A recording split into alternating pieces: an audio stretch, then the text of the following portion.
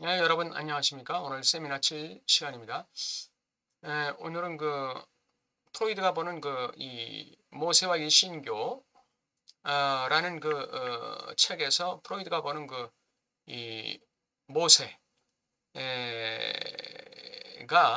어떻게 프로이드가 얘기하는 아버지의 기능, 아버지의 법과 어떤 관련이 있는지 거기에 대해서 서론격인 내용이 나오기 시작합니다. 한번 보도록 하겠습니다.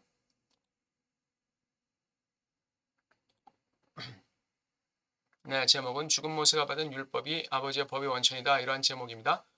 법과 욕망의 매듭의 주제는 우연히 선택된 주제가 아니다. 법이 주어지면 반드시 거기에 대해서 욕망이 생기게 되는 것이죠. 위반의 욕망이라는 것, 사드적인 욕망이라는 게 생기는 것이죠. 법이 주어질 때 한편으로는 칸트적인 욕망이 생기는 것이죠. 칸트적인 욕망은 정한 명령으로서의 무조건적인 순종의 욕망이고, 사드적인 욕망은 위반의 욕망이라고 할 수 있죠. 그런데 심리학의 종교적 편견을 집어넣을 필요는 없다라고 생각한다. 이게 프로이드의 주장이죠. 그러한 믿음은, 종교적 믿음은 자유와 은총 사이의 갈등과 같은 종교적 경험에서나 필요한 것이지, 이 심리학에는 도입할 필요가 없다 이거죠. 차체 용어로 표현되는 것에 관심을 갖기 위해 믿음이라고 불리는 것인 한에서 확장될 수 있다. 자체적인 종교 세계, 기독교 세계의 자체적인 이 세계에서 믿음이라고 불리는 것인 한에서 자유와 은총이라는 것이 개념이 확장될 수 있지, 심리학에는 이거 도입할 필요 없다 이거죠. 자신이 믿는다고 믿는 사람들에 의해서만 특정 주제가 제기되는 것으로는 충분하지 않다. 그러니까 이 믿음의 이 심리학을 다 포함시키려고 하는 것은 그거는 아니다 이거죠. 결국 온 들판이 그들만을 위해 예약되어 있기 때문이다. 과거 구약 시대에는 제사장들이 다 이 상담가였죠. 예. 그런데 지금은 온 들판이 그들만을 위해 예약되어 있기 때문에, 즉 믿음을 가졌다고 얘기하는 사람들을 위해서만 예약된 것이냐? 그건 아니다 이거죠. 그들이 진정으로 믿는다고 받아들인다면 그것은 그들에게 믿음이 아니라 진실이다. 그들이 믿는 믿음의 대상이라고 하는 그것은 그들에게 진실이다. 그들이 믿는 거, 그들이 믿든 안 믿든 믿음보다 더 모호한 것은 없다 이랬어요. 왜냐하면 이건 과학적이지 않다 이거죠. 한 가지 확실한 것은 그들이 안다고 믿는 것이다.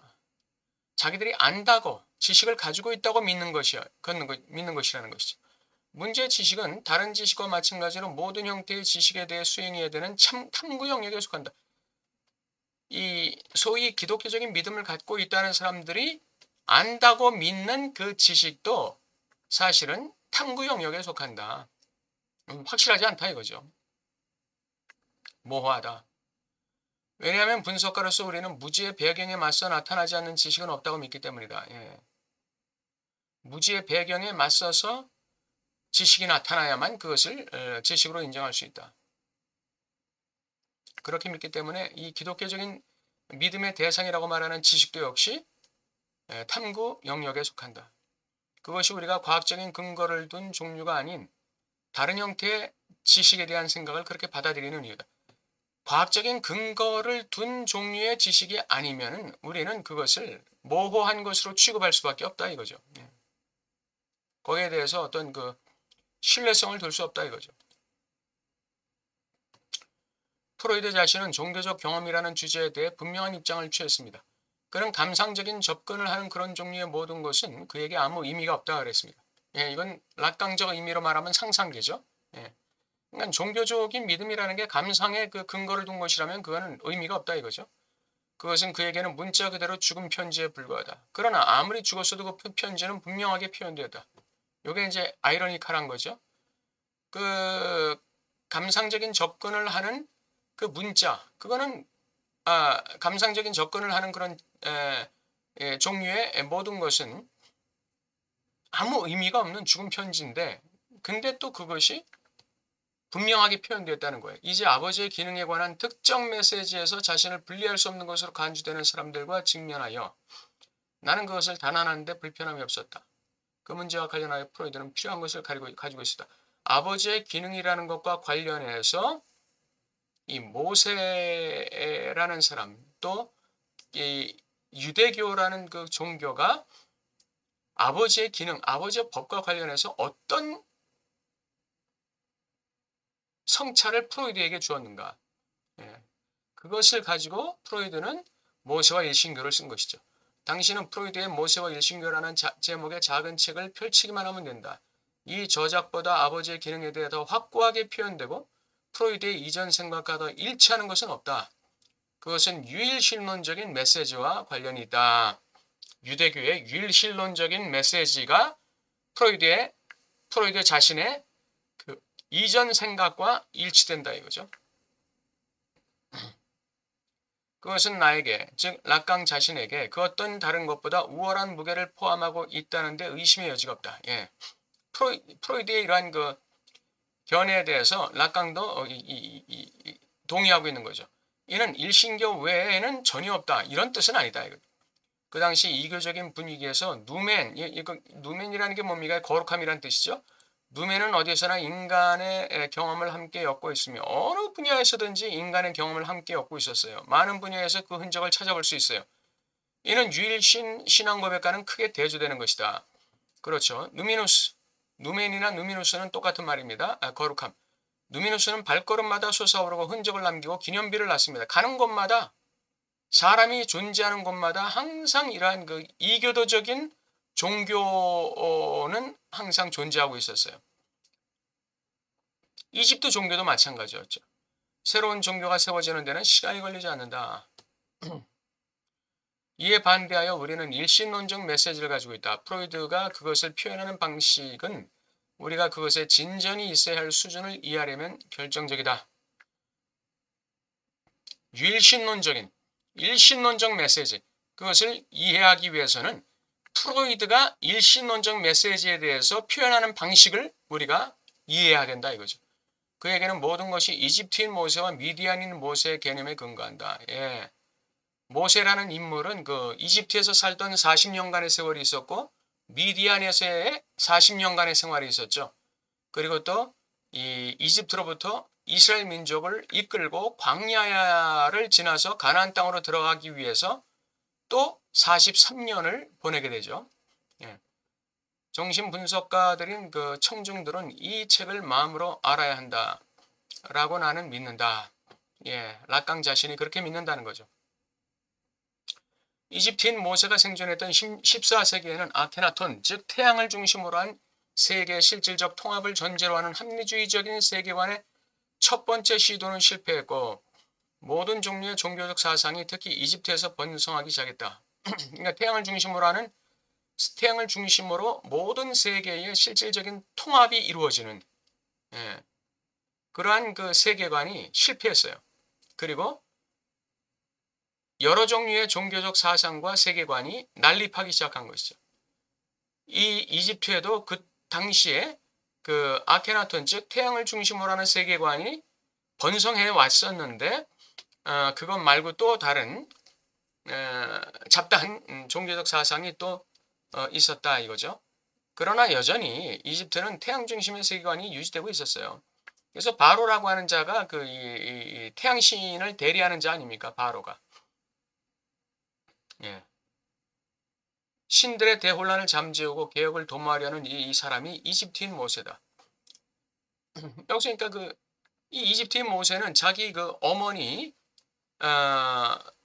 의해서 이 육신의 어머니에 의해서 교육받은 사람이에요. 유대교의 교육을 받고 자란 사람이 모세죠. 이집트에 살 때도 그렇게 살았죠. 물론 이집트 왕 그 바로의 공주의 아들로 입적되었지만 이 모세가 지녔던 근본적인 그 신앙은 그 자기 엄마로부터 받은 유대교 신앙입니다. 그러니까 이 이집트에 있는 그 신들의 대혼란이 여러 가지 잡다한 신들을 갖다가 이 이집트인 모세는 받아들일 수가 없는 거죠. 왜냐하면 자기는 유일신 하나님밖에 신은 없다고 생각하기 때문에. 그래서 그는 그의 원칙에 기초한 공동체를 세우고 싶어 했어요. 그렇지만 이 모세의 계획은 수행할 국가도 없고 단지 한 무리의 남성만 있었어요. 예, 자기와 뜻을 함께 할 수 있는 소수의 무리만 있었지만 이것으로는 그 이집트 안에서 어떤 이 모세가 계획하는 그러한 그 신앙 공동체를 세울 수가 없었어요. 이것이 진정 위대한 사람인 모세에 대한 프로이드의 개념입니다. 우리가 알아야 할 것은 이 모세의 메시지가 우리에게 어떻게 전해졌는가. 이게 중요한 거다 이거예요. 이 모세의 메시지가 어떻게 전해졌는가. 반면에 그러니까 이집트의 모세가 있는 반면에 미디안인으로서의 모세가 있어요. 이돌의 사위인 미디안 사람 모세가 있는데 프로이드는 이 모세를 신화의 호렙 출신이라고 부른다. 시나이 반도 신의 산 근처에 그 미디안 광야에서 살았죠. 불타는 덤불에서 나오는 결정적인 말. 이건 이제 그 창세기 출애굽기 3장에 나오는 거죠. 이 사건. 그 호렙산에서 불타는 덤불에서 하나님의 음성이 들려오죠. 프로이드가 피한 것처럼 피할 수 없는 말을 들었다고 주장하는 사람이 바로 이 미디안인 모세다. 여기서 모세는 자신을 본질적으로 숨기는 신으로 소개하는 신을 만난다. 이 숨기는 신. 이 신이 뭐라고 얘기하나요? I am who I am. 그러니까 나는 스스로 있는 자다. 이렇게 자신을 소개하죠. 그 신을 모세가 만나는 거예요. 근데 이 신은 질투하는 신이에요. 뭘 질투한다는 거죠? 이방 신을 섬기는 것을 질투하는 신이죠. 유명한 10계명을 불같은 분위기 속에 선포하는 신이다. 이 계명이 어떤 것에 대한 증거가 된다는 점을 감안할 때 이 계명이 어떤 것에 대한 증거가 된다고 그랬어요.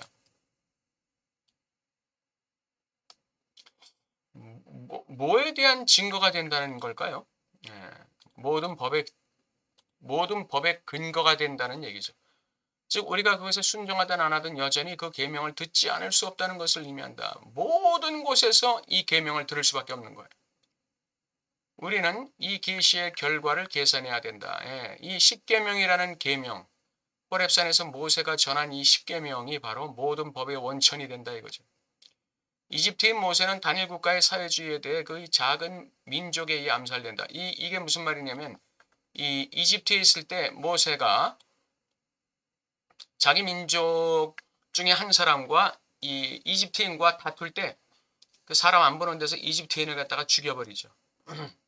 근데 이게 자기 동족인 이스라엘 민족에게 들통이 났어요. 그래가지고 애굽왕 바로의 귀에까지 들어가죠. 그래서 바로가 이 모세를 갖다가 죽이려고 잡으려고 하죠. 그래서 모세가 야밤을 타서 도망가는 거예요. 도망간 곳이 바로 미디안이라는 것입니다. 그 미디안 광야에서 이드로의 사위가 되어가지고 여기서 또 40년을 지내게 됩니다. 그러니까 이 40년 동안의 광야 생활을 통해서 모세는 자신의 모든 계획과 꿈이 다 좌절돼 버리는 것이죠. 이게 죽음이라는 거예요. 미디안에서의 모세의 죽음은 이걸 얘기하는 것입니다. 이집트에서의 모세의 죽음은 뭐죠? 이집트 안에서 자기가 계획하는 어떤 신앙 공동체를 구성하려고 했던 거. 단일 국가의 사회주의에 대한 그의 작은 소망. 이게 죽어버리는 거였어요. 이게 모세의 죽음이에요. 그러니까 이집트에서도 자기의 꿈이 죽고 미디안에서도 자기의 꿈이 죽고 이건 결국 모세의 죽음을 얘기하는 것이죠. 근데 하나님의 이 십계명이 누구를 통해서 이스라엘 백성에게 전수됐느냐? 바로 이 죽은 모세에게. 이스라엘의 하나님은 호렙산 떨기 불꽃 가운데서 죽은 모세에게 이 율법을 수여하는 거예요. 이것이 아버지의 기능, 아버지의 법의 근거다. 이걸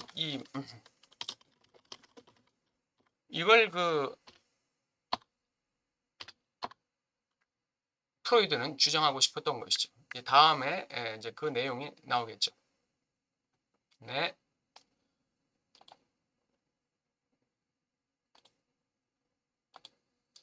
프로이드가 무신론자이긴 하지만 자신이 주장하는 그 오이디푸스기의 아버지의 법, 아버지의 기능이라는 거, 이것의 그 근원으로서 원천으로서 모세가 받은 그 유일신론에 육각한 계명을 갖다가 자기 이 오이디푸스 아버지의 법의 근거로 되고 있다는 거 참 아이러니하지 않습니까?